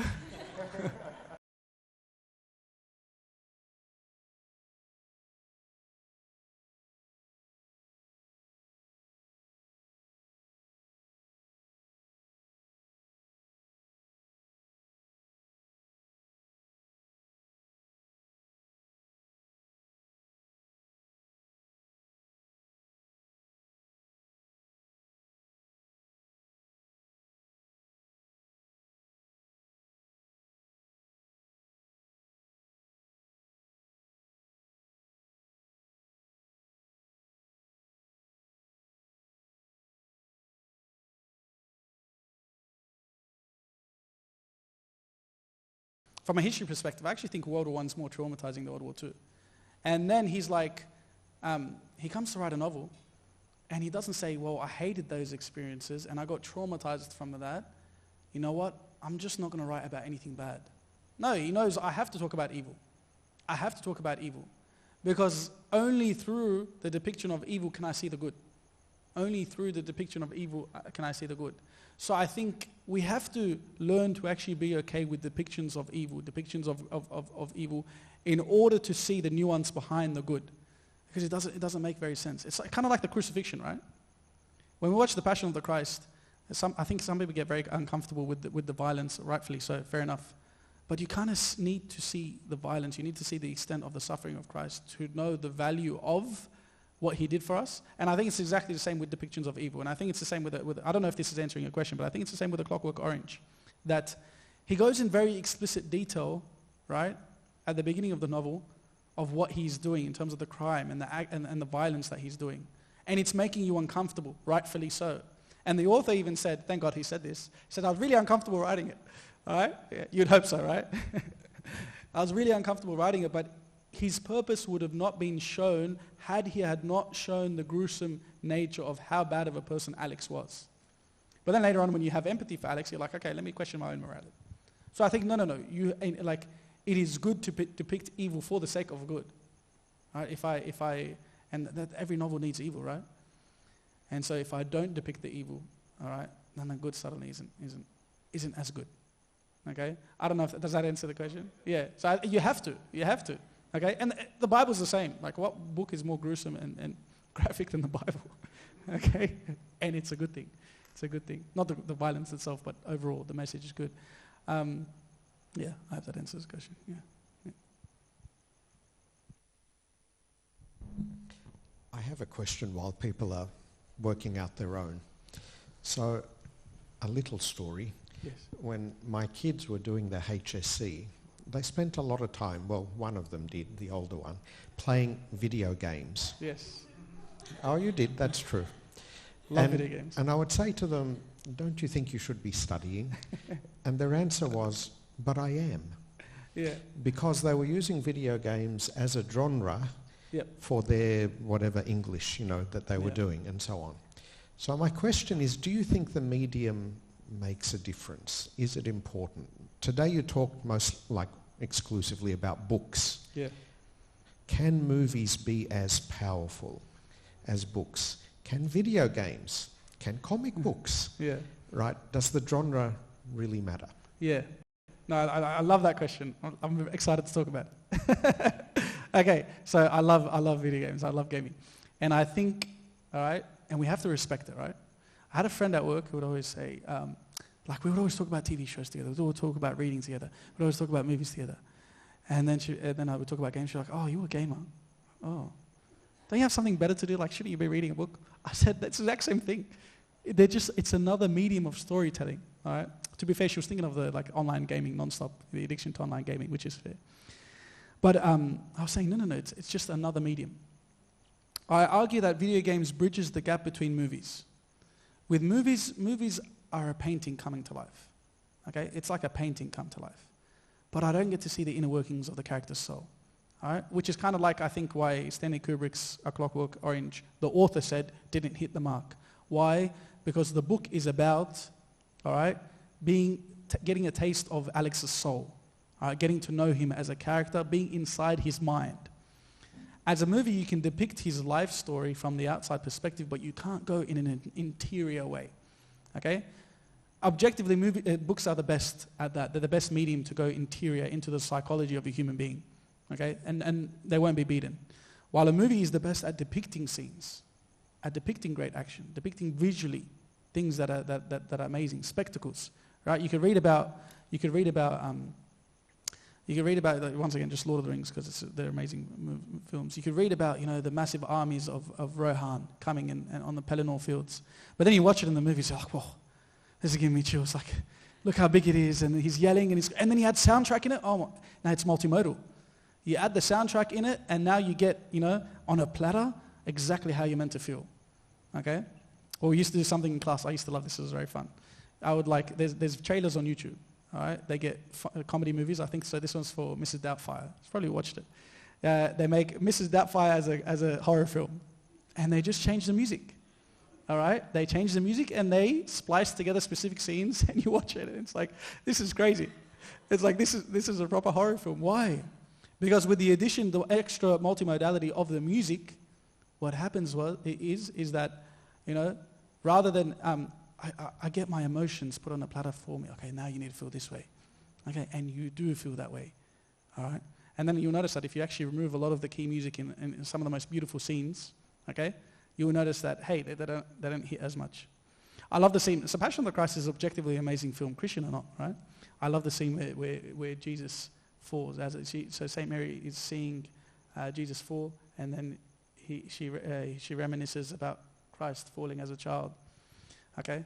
What a beautiful scene. The soundtrack is doing 70% of the work. Soundtrack is so good. Okay? Soundtrack is amazing. So film can do that in a way that a book can't. Unfortunately, when you're reading a book, you are limited by the fact that what if you're having a bad day? Okay? What if you're not really into it? You might skip a scene because you haven't felt that. But in a book, you get to see the interior.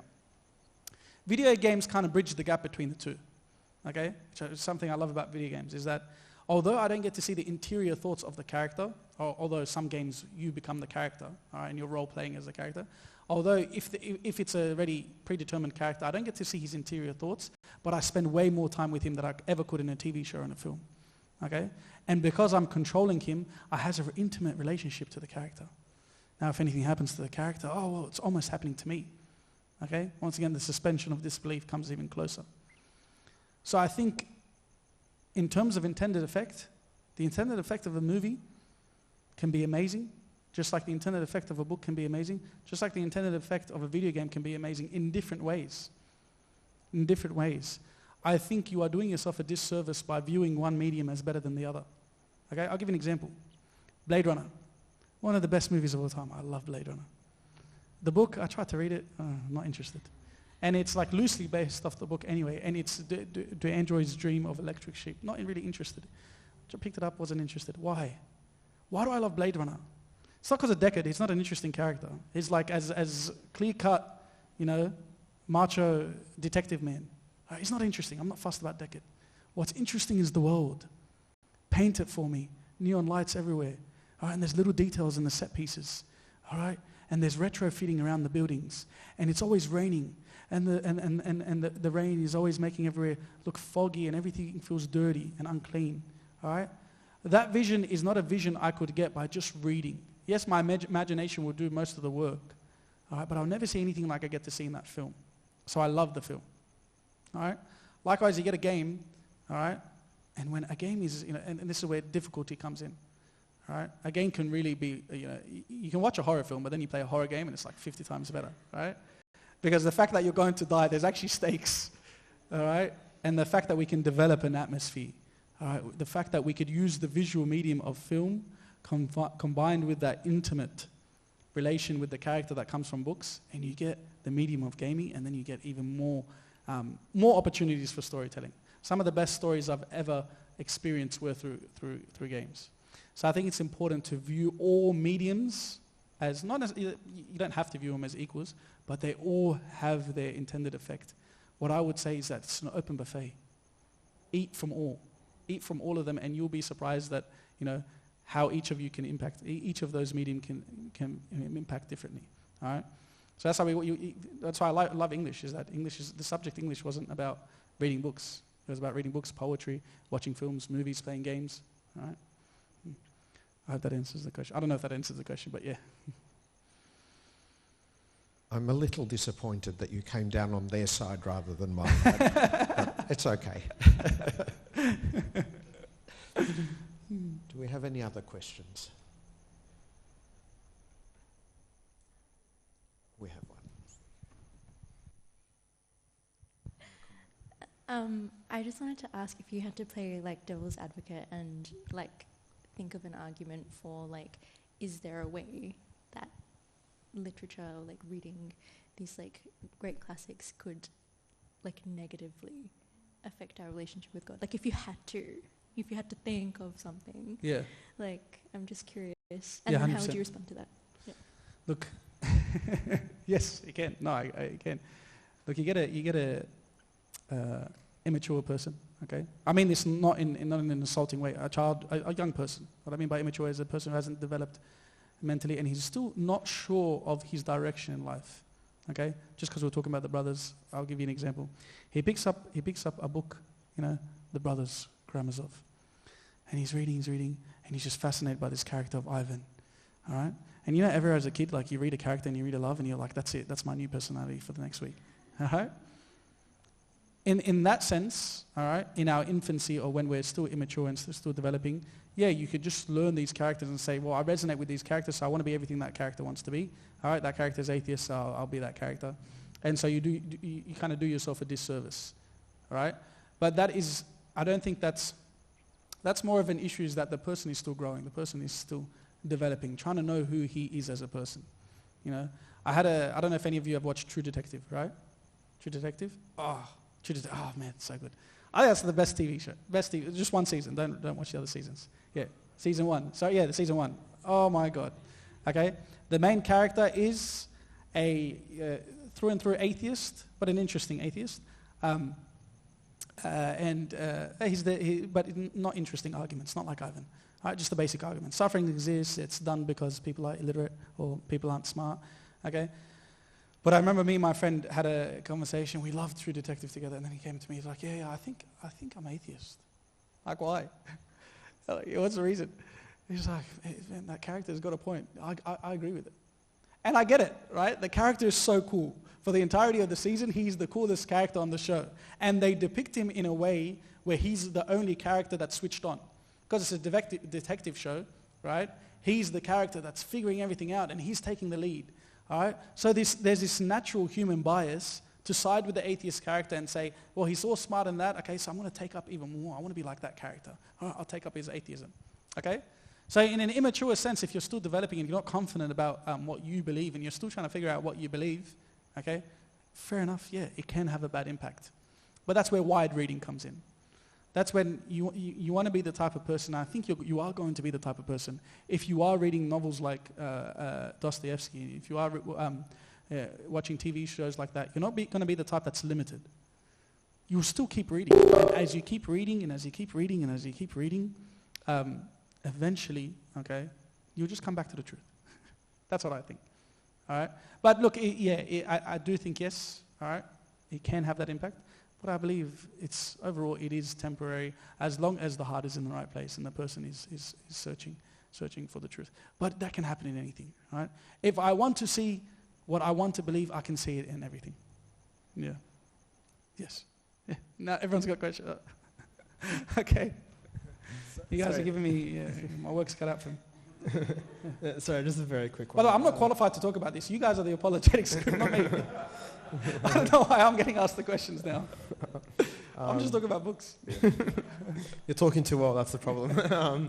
I think it should be a very quick question, but it's because kind of what you're saying, right, is say whether it's True Detective or whether it's the Grand Inquisitor chapter of Brothers Karamazov, if somebody reads that, right, and they just stop there, like they resonate with that and they stop there, then, you know, that can have a negative effect. That's not good for their spiritual growth. And what you're kind of encouraging is to read wider and read more and more. So like, for example, if you watch True Detective and that pushes you in one way, the antidote or the solution to that is to read another text that kind of counters that point or shows, you know, why believing in God makes sense. Does that also apply to people having their faith and their belief in God affirmed by the literature? Like if you're reading books that only confirm your faith or your belief in God, are you stunting your spiritual growth by not reading the counterpoints?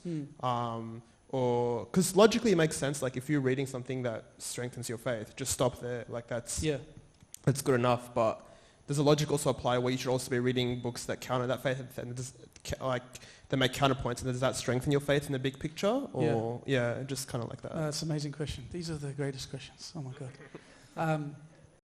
To the first part of the question, I just want to elaborate on something that I said. Like for a person who reads something, and then what happens is that, you know, it makes them, they fall too much on one side, or it makes them atheists or whatever. Okay? I believe the book just watered a seed that was already there. Okay? And if they were moved to become atheists because the character that they really liked was atheist, then maybe the next traumatic life event would have done the same thing. You see? Because the foundation was stable anyway. Anything, it could have been anything. Unfortunately, the book came in at the right time, and there you go. We cop the blame, put the blame on the book. But I believe it's just a seed that got watered by the book, right? But if you're at that level where you are open to shift, I think the text, it could either be a text, it could be a film, it could be an event, it can be a relationship with someone, it could be something tells you. So it's not, because our worldview is shaped by everything we consume, not just books, not just media, but even our conversations, our life events, our memories, our parents, okay? So any aspect that impacts your worldview could have had that impact. It's not just the book, okay? And then the second part of your question was, sorry, repeat it for me. Yeah, just to put it briefly, it's like you're saying that in the case of the first scenario, the person who is discouraged from faith, the solution is to read more widely and like opposing opinions. Does it apply to someone who's reading works that affirm their faith? Like, are you stunting your spiritual growth by not reading counterpoints to Christianity and the arguments on the side, or should you just not touch that if you don't need to, if you're doing fine? Yeah, definitely. So I'll say this, and I think we can all agree, especially in this forum, right? We would all love the luxury of simple faith, right? We would all love the luxury of simple faith. But precisely because of precisely by the fact that you're here, chances are we are more, academically inclined. All right, academically inclined, and an unfortunate result of being academically inclined means that we consume a lot of things. All right, and if that's the case, if you are the type of person, all right, that is not a person who has, the traditional simple faith that we desire to have, and you are a big reader, then you have a duty. All right, to not only read about your faith. I won't say duty, that's the wrong word. You have a duty definitely to read about your faith, all right? But in saying that, knowing that you are the type of person, okay, that is academically inclined, okay, you would then, I think it is wise for you to look at other perspectives. For the person who is academic, for a person who is intellectually inclined, you do yourself a disservice by only reading one perspective. Why? Okay, why? Because at the first sign of challenge, you'll start to struggle, right? And I remember I learned that very young. Obviously born into the church. Parents are very, very, very Christian, very Orthodox, okay? The Orthodox, the Coptic Church, the right way, right? And I remember I had a teacher who was like devoutly Protestant. He was Baptist. And he was the type of Baptist where, like, if you're anything but Baptist in the way we do things, you're wrong. All right? You're wrong. Here's the type of Baptist that, I'm saying this now because I'm now good friends with him. He was the type of Baptist that, you know, if you baptize an infant, they're not even going to heaven. Like that aggressive, okay? Like you're baptizing infants, that's wrong. And then I remember, what's it called? So he kept on challenging me and challenging me and challenging me and challenging me. I remember the first sting of doubt. Like the first moment he came and said, it's everything you believe is wrong. I remember that hurt. Like that hurt. Because it's not hurting me. It's hurting mum. It's hurting dad. It's hurting my community at church. It's hurting the lady that I love and that gives me the food at the canteen. It's like you are hurting my whole world view. Right? It's like that cognitive dissonance.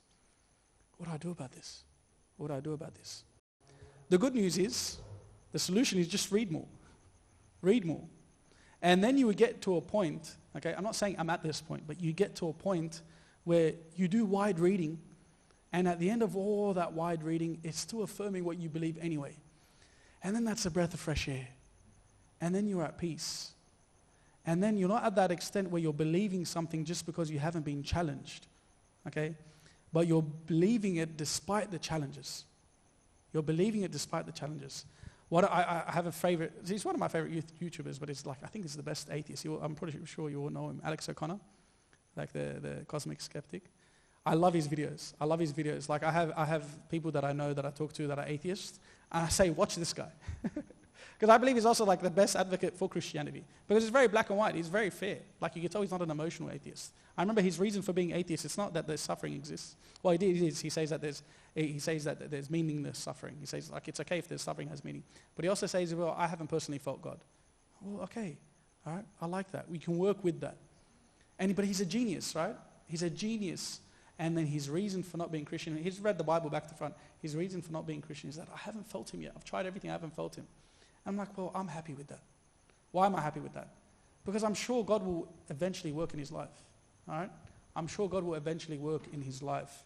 But I think you have to have the perspective, especially if you are an avid reader, all right, or a person who likes to be intellectually challenged. You have to have the perspective that my faith I shouldn't only be confident in my faith because, it hasn't been challenged.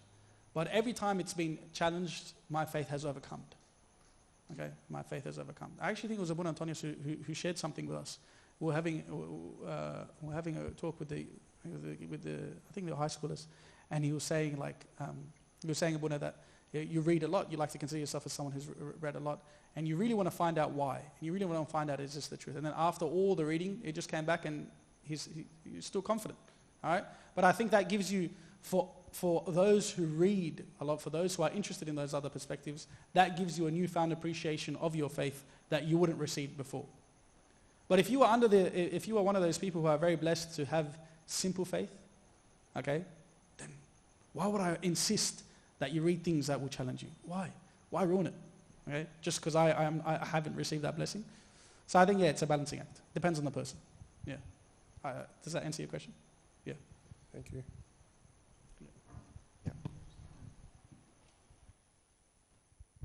I'm trying to compile it in a short one. Don't you think that there is a big risk of having lust for knowledge, thinking that it is sufficient curiosity? Because look, moral books that are also involving Christianity, involving God, involving priests, it's very often can be like a bohemian culture of like just a fashion that could open the doors in your intellectualism for designing evil in a very perplexed way. So don't you think that if you think that you're mature enough to read a heavy read, but then it actually, like, where is the caution? Where is the danger? Where is the warning? I'm very happy you asked that question, and I'm actually upset that I didn't address that. So that's actually, that's an amazing question. I think it's really important. These books are not the source of your spiritual foundation. I don't think I made that clear. They're not the source of your spiritual foundation. They just inform. As I said at the beginning, they inform, or they can augment things that you've already received. What you receive spiritually, okay, what you receive spiritually, and once again, Abuna Antonius was talking about this in regards to theology. What you receive has to come from your own personal relationship with God. Has to come from you closing the door, all right, and having your own personal relationship from God. That is first and foremost. I remember reading about Abuna Metta Meskin's Orthodox Prayer Life. Oh, amazing book, right? And you read and you're like, where did he get this information from? And he talks about how he had a few quotes from church fathers, okay, that he received from some Russian guy.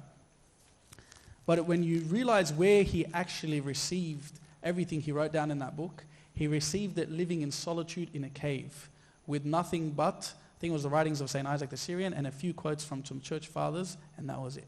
And the Bible, of course. So where did he receive such great understanding and intellect on prayer? By actually praying. By actually praying, right? Where did he learn so much about God? By actually praying. And that's what we say about the church fathers. The church fathers are not great theologians because they were great philosophers previously. They're great theologians because they were spiritual. They're great theologians because they prayed and they spoke to God and they had that solitude and they had that closeness to God. And only then did they reach out and look at it and try to put it into words. But their understanding of God, all right, came from their own intimate and personal relationship with God. So if I am looking to books to give me my understanding of God first and foremost, no, I won't get it. My understanding of God comes first and foremost from my own personal relationship with Him closing the door. Because yes, and this is something we haven't addressed, it can have the other effect when a person has such an intellectual understanding of God that they don't have a spiritual one. And that's dead. Everything I know about God, it's not because I read a book. It comes from closing the door and praying before God. And that is what I know about God. I know God because of the way He has moved in my life personally. Right? Not because I read something. However, when I know God from my own personal spiritual relationship with Him, when the door is closed, when I read, and then I see God in the things that I read.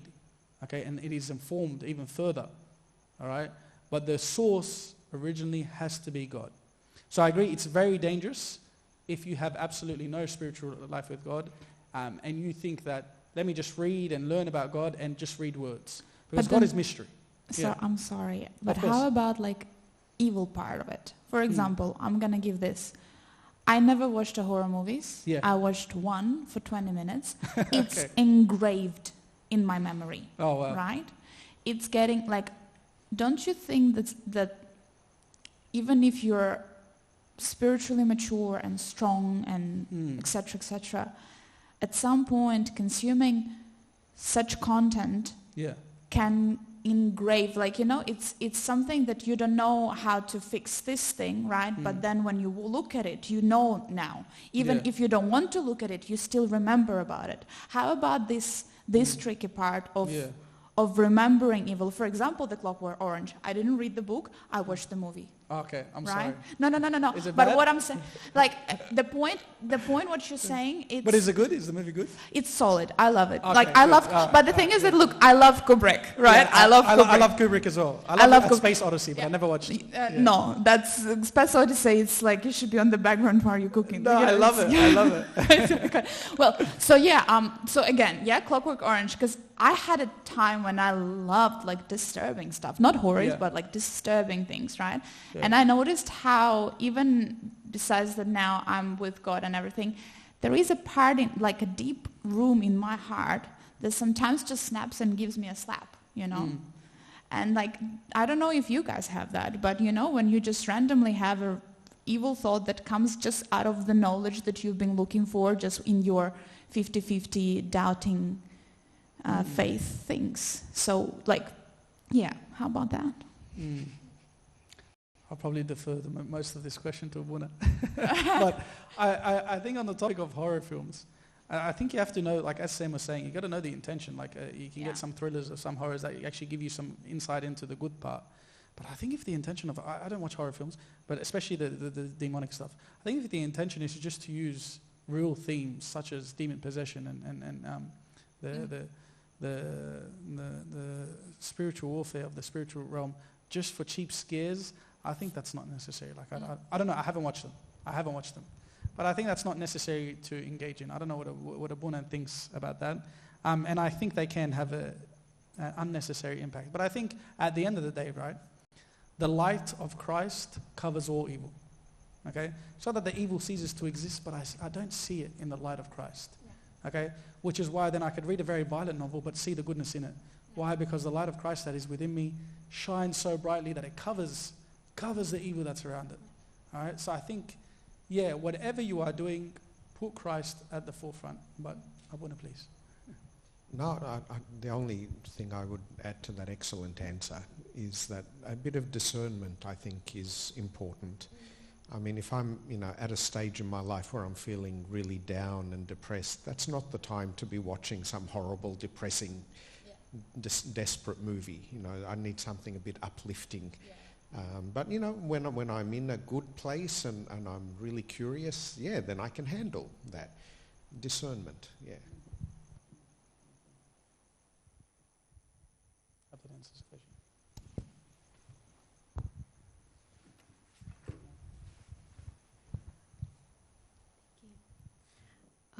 I think you partly answered this anyway, but I'm going to ask anyway. I often feel like I'm going to run out of time to get through all of the literature or the art or the beauty that I see in this world before I go.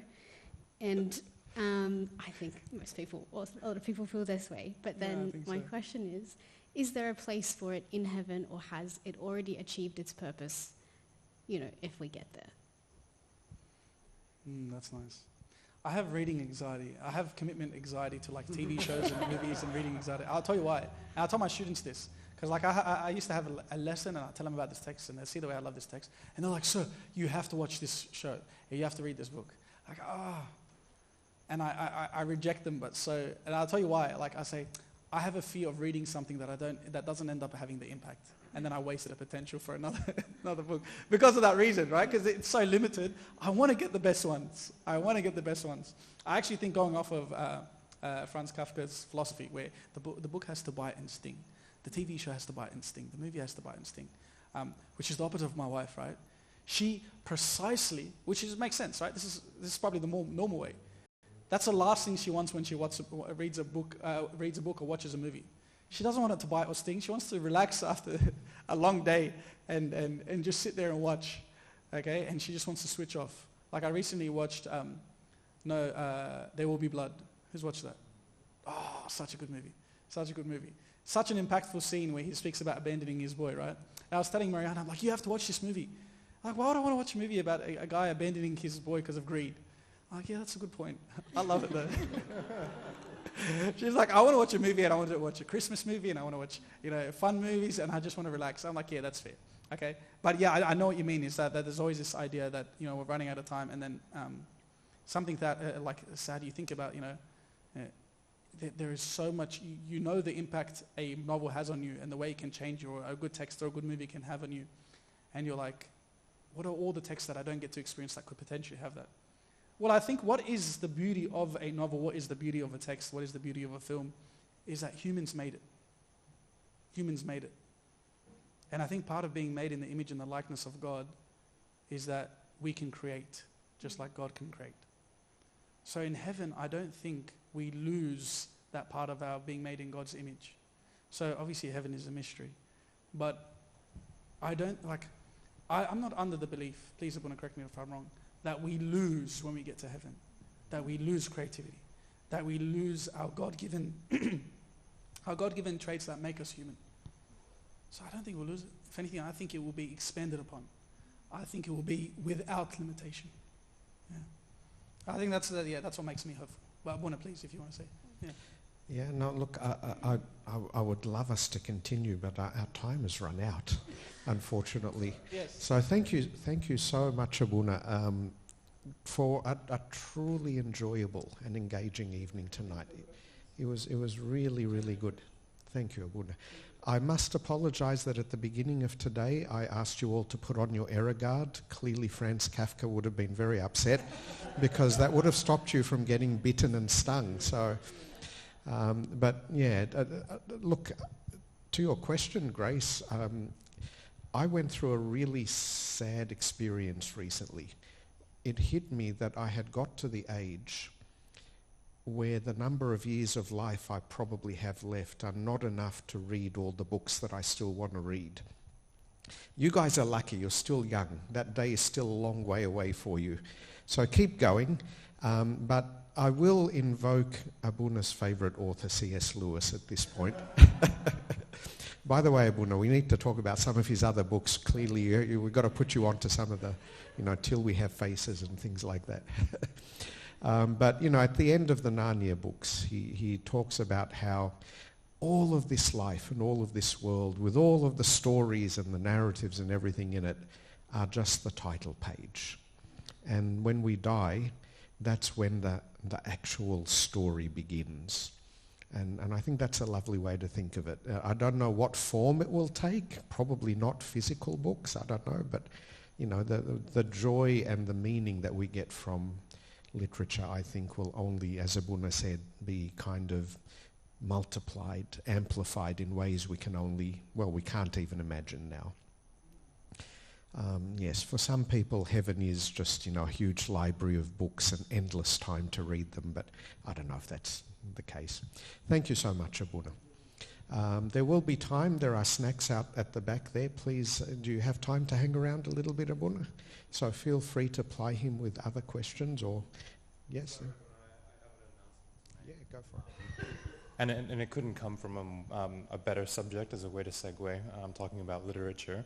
The announcement is that our beloved diocesan reading group, Anchor, is returning. We're returning back on Thursday, 7:30 at Guildford. I know that in the last 5 years there's been an explosion of book clubs across the diocese, which is fantastic to see. Yes, but we were the first. But 80% of the people here have been to that book club, have been informed by that book club, and it's more than anything else, more than just reading texts and trying to identify glimpses of light and to find spiritual food from these things. It's more about a living community of love that we've formed over many years, and we're so happy to have it back in our lives and to, as John Mitchell's favorite quote from the Bible, come let us reason together. So 7:30, if you're ever free on a Thursday, on a fortnight at Guildford, we'd love to see you there. And if you have anyone who you know would be very interested in something like that, please invite them along. It's wonderful that that's up and running again. That's really great news. And all that remains is our next meeting, which will be the last Sunday, I think, in November. And that will be Father Paul Fanous, who lectures in the Old Testament at St. Cyril's, and he will be he'll be addressing the question of why does God seem so different in the Old Testament compared to the New Testament. So come along, bring your skeptical friends, and hopefully we'll have a lovely time. Thank you so much, everyone, for coming. Let's conclude with a prayer. In the name of the Father, and the Son, and the Holy Spirit, one God, Amen. Our Father, who art in heaven, hallowed be thy name. Thy kingdom come, thy will be done on earth as it is in heaven. Give us this day our daily bread, and forgive us our trespasses, as we forgive those who trespass against us. And lead us not into temptation, but deliver us from evil. Through Jesus Christ our Lord, for thine is the kingdom, the power, and the glory, for ever and ever. Amen.